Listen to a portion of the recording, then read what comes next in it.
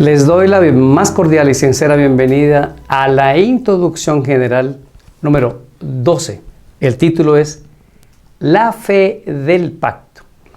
El versículo de memoria de esta semana estuvo en Gálatas capítulo 3, versículo número 11. Y que por la ley ninguno se justifica para con Dios, es evidente, porque el justo por la fe vivirá. Esta semana no tendremos un repaso con muchas imágenes ni mucho esmero en la edición. Normalmente una semana antes lo grabo, hoy estoy grabando un día antes. Y quiero agradecer, todo esto lo atrasó pues el fallecimiento de mi señor padre. Quiero agradecer en primer lugar a Dios y a todos ustedes por sus mensajes de solidaridad. Es la primera vez en unos 13 años que se me atrasa tanto unas grabaciones. Pero aquí estamos para seguir adelante. Y qué bueno que Dios nos da a todos fortaleza, alegría en el corazón y capacidad para seguir adelante con la vida.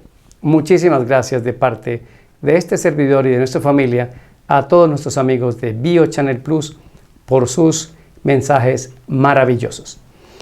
Bueno, antes de comenzar a ver un poco sobre la fe del pacto, me han hecho muchas preguntas durante la semana. Agradecemos mucho a los que escriben, los que están de acuerdo, los que están en desacuerdo.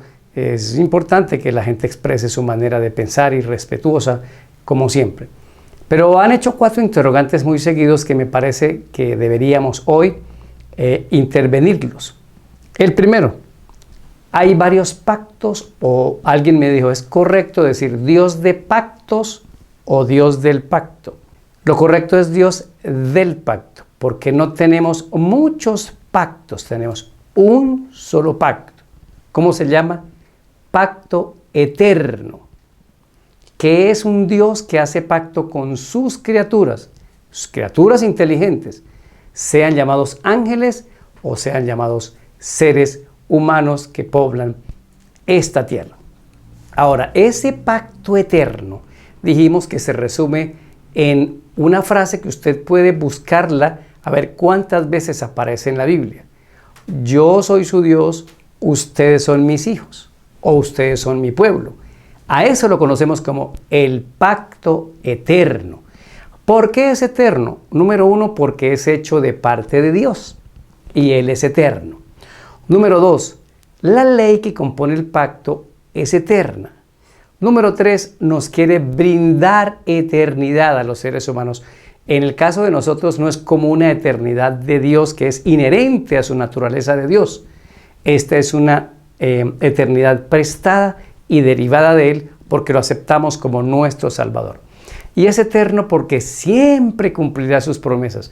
Nunca nos va a fallar, nunca nos va a dejar tirados en el camino.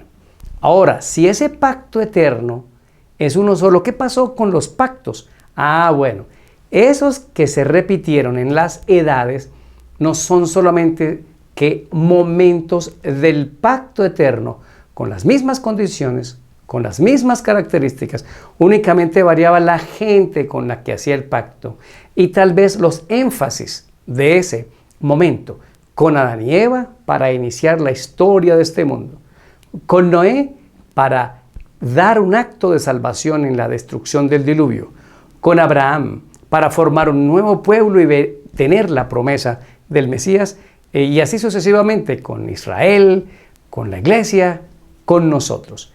Entonces, en resumen, tenemos un pacto eterno y tenemos momentos del pacto. El segundo interrogante es los componentes del pacto. Esto es muy, muy importante. ¿Qué es lo que llamamos componente del pacto? Bueno, número 1, Dios, que es el autor del pacto. Es el iniciador. ¿Saben que el pacto eterno es una iniciativa del Señor? Adán y Eva huyen en el momento en que pecaron, pero Dios va y los busca.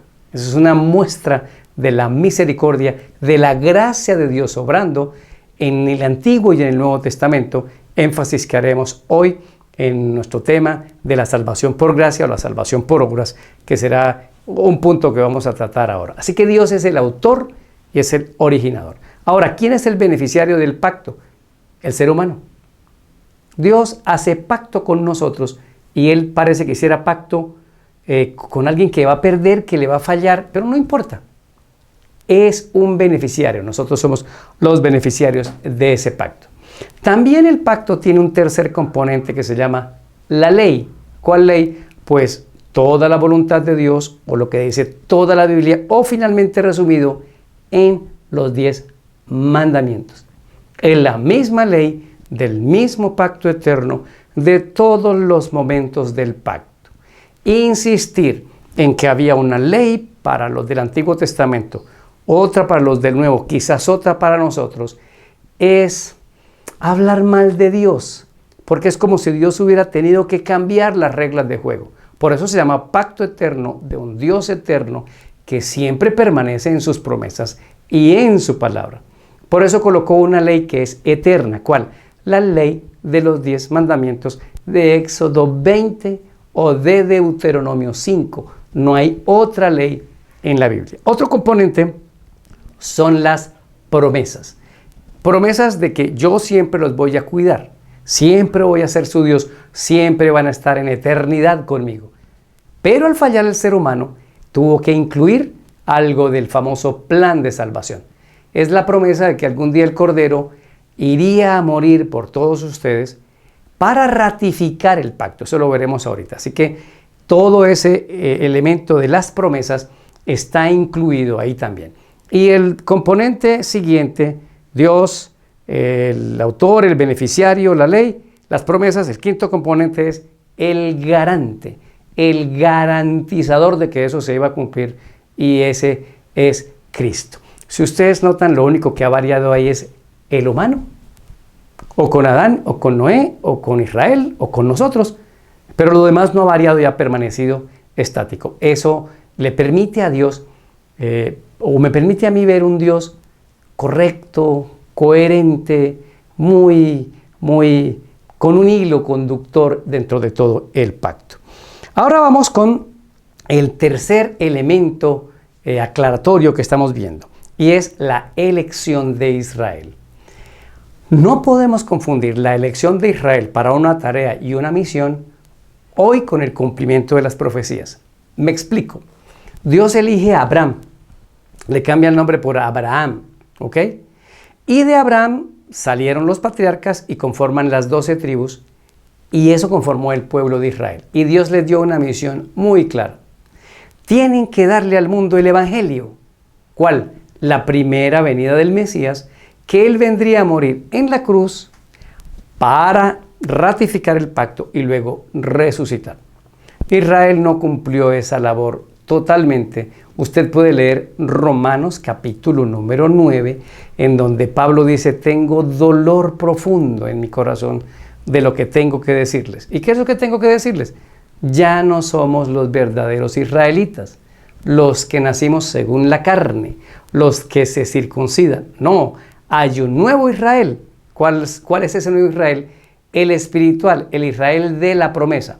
Y si lo unes con Gálatas capítulo 3, versículo 29, dice: los que se han bautizado por inmersión, alguien me pidió que lo aclarara, aquí estamos, por inmersión, sumergidos en el agua, porque la misma palabra dice, bautizo es sumergir.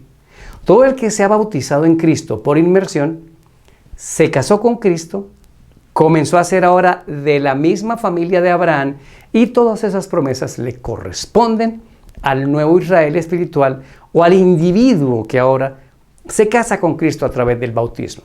Por eso hoy, con todo respeto lo digo, Israel allá en literal no tiene nada que ver con el cumplimiento de las profecías. No se puede esperar un anticristo en Israel, no se puede esperar allá una tribulación con Israel. No. Eso va a suceder con la iglesia, con el moderno, con el nuevo Israel. Analícelo, mire bien, léase en varias versiones. Si quiere, lea en la versión Dios habla hoy, Romanos capítulo número 9 y Gálatas capítulo número 3, que le va a dar total claridad. Entonces, la elección de Israel era que ese Israel perdurara siempre y le diera al mundo el mensaje de salvación. ¿Cómo no lo hizo?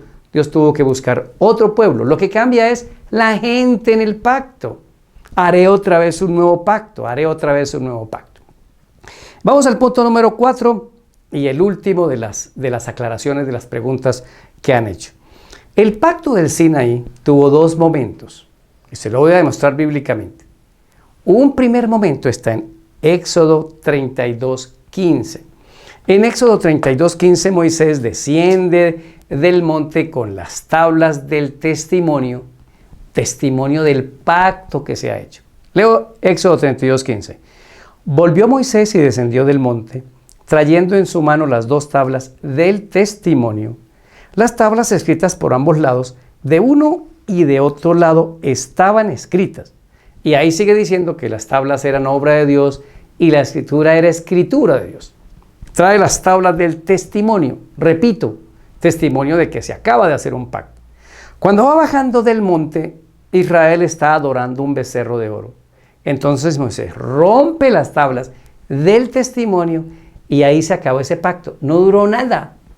A ese pacto, con la actitud que tuvo Israel de vaya Moisés y usted habla con Dios y nosotros obedecemos, y luego desobedecieron, a todo ese momento se le llamó pacto antiguo. Pero Dios no los podía dejar sin pacto. En Éxodo 34 vuelve y se renueva el pacto. Por eso de ahí en adelante se habla de un pacto nuevo, un pacto nuevo, un pacto nuevo. ¿Dónde comienza el nuevo pacto? En Éxodo 34. Si el nuevo pacto comenzara hasta el sacrificio de Cristo en la cruz, significa que desde ese momento hasta el sacrificio de Cristo en la cruz quedaron sin pacto. Eso no es coherente. Lo demuestro. Éxodo 34, 2. Prepárate pues para mañana y sube de mañana al monte Sinaí y preséntate ante mí sobre la cumbre del monte. Y ojo que le había pedido en el versículo 1 que alisara las tablas de piedra. Versículo 10 de Éxodo 34. Y él contestó: he aquí yo hago pacto delante de todo el pueblo. Haré maravillas que no han sido hechas en toda la tierra, ni en nación alguna, y verá todo el pueblo en medio del cual estás tú la obra de Jehová, porque será cosa tremenda la que yo haré contigo. Vuelve e inicia el pacto con Israel. Si el otro era antiguo, este es un pacto nuevo. El antiguo se inició y se terminó en Éxodo 32, por así decirlo, aunque duró 40 días Moisés con Dios. Y ahora en Éxodo 34 se renueva. Conclusión: el nuevo pacto no comienza en la cruz. Los hubiera dejado sin pacto, porque ese pacto se terminó cuando quebró las tablas del testimonio del pacto. Lo que hace Cristo con su muerte en la cruz es ratificar que todo ese sistema de sacrificios en corderos y en ofrendas finalmente se encontró como una realidad en Cristo Jesús, cumpliendo el pacto, muriendo en la cruz y resucitando, porque era la promesa del pacto, era el cordero. Bien, esta primera parte ha sido aclarar estos 4 interrogantes, nos permite pasar a la segunda, y es el tema de la fe, la justicia y las obras. Hay un texto que nos va a acompañar toda esta semana en los repasos diarios en Génesis 15:6 y dice así: y creyó a Jehová y le fue contado por justicia. A ver, ¿quién creyó? Creyó a Abraham. Todo el tiempo Abraham creyó en el Señor. Sale de Ur a Harán, luego vete de tu casa, yo te voy a dar una tierra nueva. Abraham, voy a hacer de ti una gran nación. De ti saldrá el que será la bendición de todas las naciones del mundo, hablando del Mesías de Jesús. Abraham, yo voy a ir contigo. Miren, mis amigos, la base del pacto era creer. El inicio del pacto es creer. Creer en las promesas de Dios. Él hace promesas. Por eso cuando Abraham cree, eso se llama fe. La fe no es un asunto que está inactivo. Quiero verte en el centro de la ciudad y yo te llevo ahí el dinero para que pagues tu deuda. Como no me cree, me dice, llegue allá, mándeme una foto con el maletín abierto del dinero y cuando yo lo vea, voy a ir a recoger el dinero para pagar mi deuda. Eso no hizo Abraham. Abraham creyó en la promesa. Por eso Cristo dice en el Nuevo Testamento, en los Evangelios, Abraham vio mi día y se gozó. ¿Cuál día? De su nacimiento, de su muerte y de su resurrección. Y dijo, ¡qué alegría! Le creo al Señor. Este hecho de creer, dice, le fue contado por justicia. En la lección del día miércoles, ustedes van a poder ampliar esto, pero lo voy a decir aquí. ¿Qué es la justicia? La justicia es hacer a alguien justo. No tiene que ver con repartir a todo el mundo por iguales las cosas, porque en la Biblia siempre hay una desigualdad. Dios le decía, a este le doy 3 talentos, a este 2, a este 1. El Espíritu Santo reparte los dones como quieren. Nosotros queremos hacer una sociedad igualitaria, ¿no? Tal vez sea ecuánime, equitativa, pero miren las diferencias. Dios le da a cada quien de acuerdo a su capacidad. Así que luchar por una sociedad en donde todos seamos iguales, eso no puede ser así, porque todos tenemos dones diferentes y habilidades distintas. Pero aquí, esto de justicia es justo, es decir, santo, no pecador, eterno. Esos atributos son de Dios y se los había dado a Adán y a Eva. Eran justos, santos, eternos. Por eso se llama de justificación, hacerlo justo, volver a ser el pecador santo. Pero aquí tenemos un punto supremamente relevante. Para hacerlo justo, Abraham no tuvo que hacer obras. Solo creyó. Solo creyó. Señor, yo te creo. Yo te creo. Ok, listo. Te aplico mi justicia. Ya eres un santo. El enemigo ha usado otros argumentos. No, para ser santo tienes que portarte bien, tienes que hacer esto o aquello. Para ser santo tienes que guardar la ley. Mentira.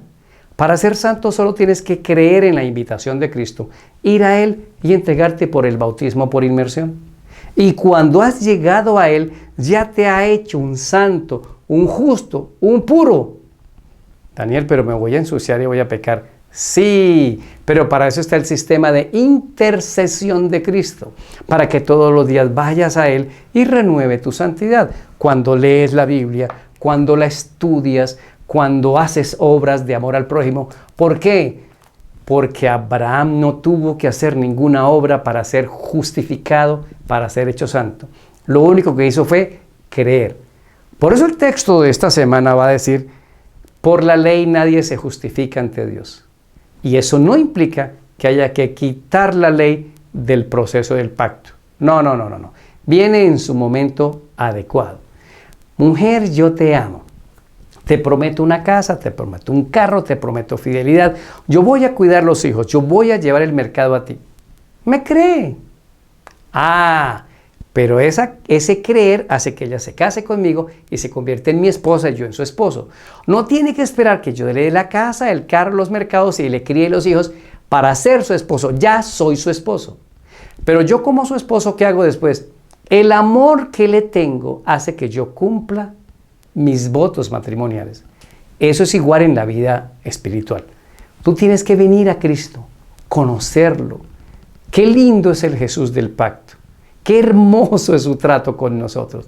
Y me hace justo solo porque le creo. Creo que me puede rehabilitar. Creo que puede sacarme de esta adicción. Creo que puede perdonarme. Creo que puede borrar mi pasado. Creo que puede hacer de mí una nueva criatura.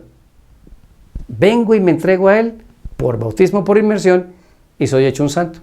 ¿Ahora qué tengo que hacer? Relacionarme con Él todos los días para poder, de tanto amor que tengo, me da poder para obedecer su ley de los 10 mandamientos.